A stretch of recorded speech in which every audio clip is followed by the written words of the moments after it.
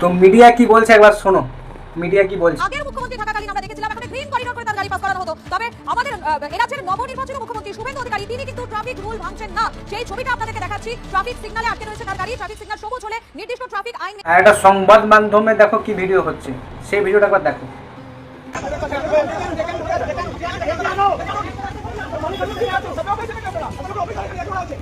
VIP culture Donald Trump যাচ্ছে না, আধা ঘন্টা থেকে রাস্তা বন্ধ করে রাখে। তো দুটোর মধ্যে কি ডিফারেন্স? এখন কেউ কেউ ব্যক্তি আছে পুরোনো ভিডিওকে ছাড়ে, কিন্তু আমি অনেক খুঁজলাম, পুরোনো ভিডিও পাইনি আমি যে ব্লেম লাগাবো। এবার জানি না সিস্টেম ভেতরে কি হচ্ছে। মিডিয়া বলছে এক আর রিপোর্ট আসছে আরেক, ভেতরে কি খবর আছে সেটা তো পরের ব্যাপার। মানে এখন আপনাকে কেউ ভালো দেখাবে আর কেউ খারাপও দেখাবে, মানে আপনার মেন্টালিটিটা পুরো কোন দিকে যাবে আপনি মিডিয়াতে বুঝতে পারবেন না।